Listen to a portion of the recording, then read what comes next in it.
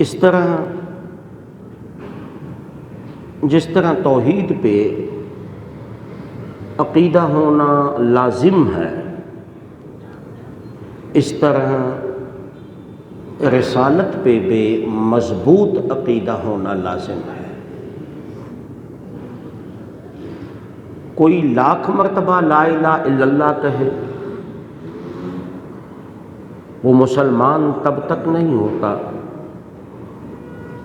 جب تک حضور علیہ الصلوۃ والسلام کو خاتم النبیین تسلیم نہ کرے۔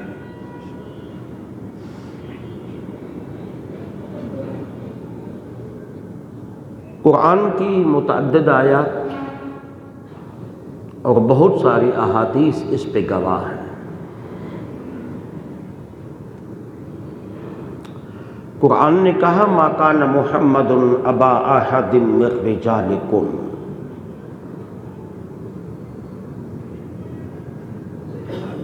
یہ میرا محبوب محمد صلی اللہ علیہ وآلہ وسلم یہ تم مردوں میں سے کسی کا باپ نہیں،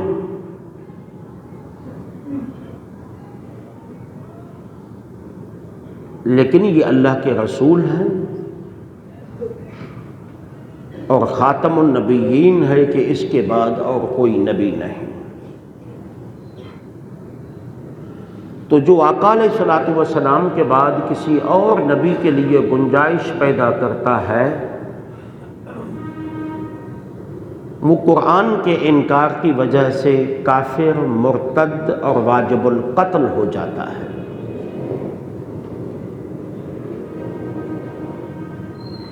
اور آقا علیہ الصلوۃ والسلام کی متعدد احادیث طیبہ اس بات پہ گواہ ہیں۔ حضور علیہ الصلوۃ والسلام نے بار بار ارشاد فرمایا کہ میرے بعد کوئی نبی نہیں۔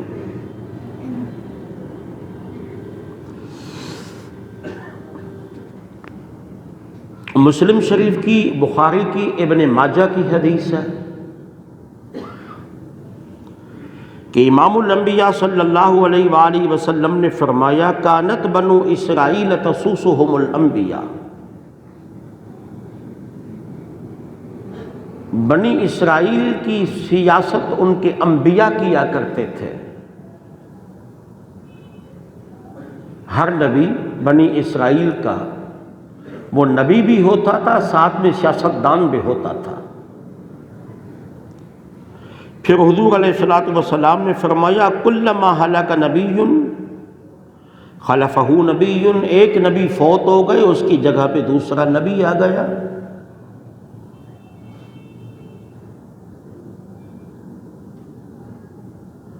نبوت کا سلسلہ جاری تھا۔ حضور علیہ الصلوۃ والسلام نے فرمایا وَإِنَّهُ لَا نَبِيَّ بَعْدِي، لیکن میرے بعد کوئی نبی نہیں آئے گا، میرے بعد نبی کوئی نہیں آئے گا۔ وَسَيَكُونُ خُلَفَاء، میرے بعد خلفاء آئیں گے۔ نبوت کا سلسلہ مجھ پہ ختم ہو گیا، میں آخری نبی ہوں۔ اور ایک حدیث میں میرے آقا علیہ الصلوۃ والسلام نے فرمایا ان مثلی و مثل الانبیاء، فرمایا میری مثال اور نبیوں کے دوسرے نبی جو مجھ سے پہلے چلے گئے ان کی مثال اس طرح ہے کہ ایک شخص نے بنا بیتن، اس نے اپنا گھر بنا لیا۔ وہ گھر اتنا خوبصورت تھا کہ دور دور سے لوگ آ کے ان کے گھر کو دیکھ رہے تھے اور تعریف کر رہے تھے، لیکن اس گھر کے بیچ سینٹر پہ ایک جگہ خالی تھی، ایک اینٹ کی۔ اس ایک اینٹ نہ ہونے کی وجہ سے وہ ان کا گھر مکمل نہیں ہو رہا تھا۔ آقا علیہ الصلوۃ والسلام نے فرمایا نبوت کی اس عمارت میں آخری اینٹ کے طور پہ اللہ نے مجھے رکھ دیا، اب نبوت کا باب ہمیشہ کے لیے بند ہو چکا۔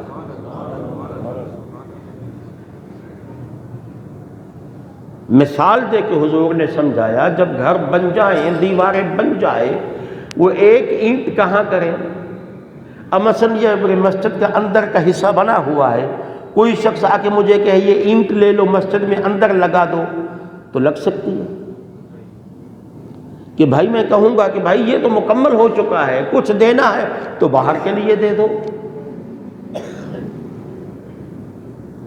تو حضور علیہ الصلوۃ والسلام نے فرمایا نبوت کی عمارت مکمل ہو چکی، اب میرے بعد کوئی نبی نہیں ہے۔ اور آقا علیہ الصلوۃ والسلام نے پیشن گوئی فرمائی تھی سیکون فی امتی کذابون ثلاثون کلہم یزعم انہ نبی وانا خاتم النبیین لا نبی بعدی۔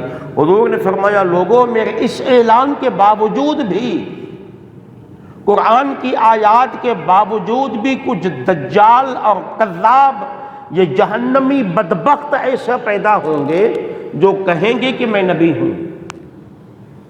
وہ ایک نہیں، حضور نے فرمایا یہ 30 لوگ آئیں گے، ثلاثون کذابون، یہ 30 لوگ آئیں گے جو دنیا میں سب سے بڑے جھوٹے ہوں گے اور دجال ہوں گے، آ کے نبوت کی دعویٰ کریں گے، اعلان کریں گے کہ وہ نبی ہے، لیکن حضور فرما دیتے ہیں کہ میں پہلے آپ کو بتا دیتا ہوں کہ نہیں وہ جھوٹ بول رہے ہیں، لا نبی بعدی، میرے بعد کوئی نبی نہیں ہے۔ اور ایک اور حدیث میں میرے آقا علیہ الصلوۃ والسلام نے فرمایا ان الرسالۃ والنبوۃ قد انقطعت، لوگوں یہ رسالت اور نبوت کی جو لگی جا رہی تھی اب وہ کٹ چکی ہے، بس نبوت کا سلسلہ ہمیشہ کے لیے ختم ہو چکا، فلا رسول بعدی ولا نبی بعدی، اب میرے بعد نہ کوئی رسول ہے نہ میرے بعد نہ کوئی نبی ہے۔ ایک اور حدیث میں میرے آقا علیہ الصلوۃ والسلام نے فرمایا بعثت انا والساعۃ کہاتین، آقا علیہ الصلوۃ والسلام نے اپنی 2 انگلیوں کو ملایا، 2 انگلیوں کو ملا کے حضور علیہ الصلوۃ والسلام نے فرمایا میں اور قیامت آپس میں اس طرح جڑے ہوئے ہیں۔ اس کا ایک مطلب ہے کہ لوگوں میرے بعد قیامت جلد آنے والی ہے، دوسرا مطلب یہ ہے کہ میں اور قیامت آپس میں جڑے ہوئے ہیں، دوسرا مطلب یہ ہے کہ لوگوں جس طرح ان 2 انگلیوں کے درمیان کوئی تیسری انگلی نہیں ہے، اس طرح میرے اور قیامت کے درمیان اب کوئی نبی نہیں ہے۔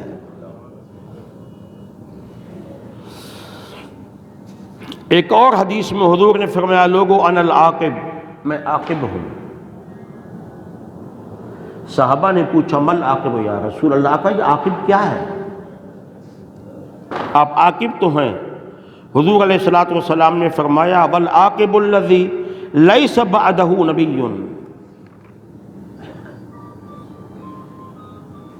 حضور نے فرمایا عاقب اسے کہتے ہیں جس کے بعد کوئی نبی نہ ہو۔ اپنا صفاتی نام بھی بتا دیا کہ میں عاقب ہوں، اور اس کے معنی بھی بتا دی حضور علیہ الصلوۃ والسلام نے کہ اس کی معنی یہ ہے کہ میرے بعد کوئی نبی نہیں ہے۔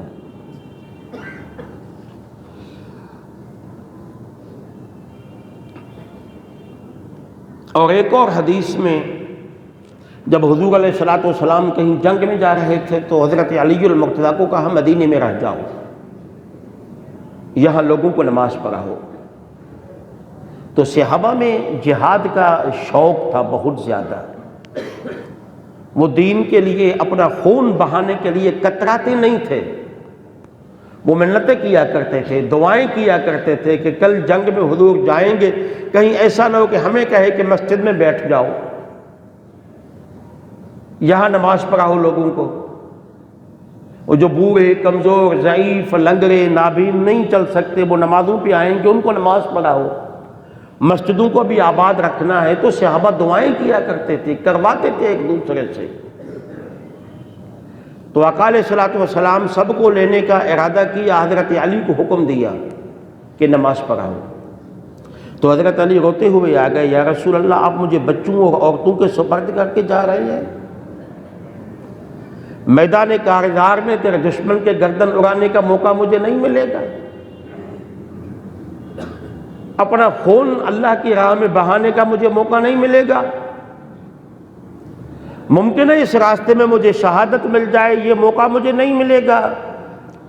تو آقا علیہ الصلوۃ والسلام نے فرمایا اما ترضیٰ ان تکون منی بمنزلۃ ہارون من موسیٰ، کیا تو اس بات پہ راضی نہیں جس طرح موسیٰ علیہ السلام گئے تھے، اپنے پیچھے ہارون علیہ السلام کو چھوڑ کے گئے تھے، میں بھی تجھے اسی طرح اپنے پیچھے چھوڑ کے جاؤں؟ پھر حضور نے فرمایا خبردار، الا انہ لا نبی بعدی،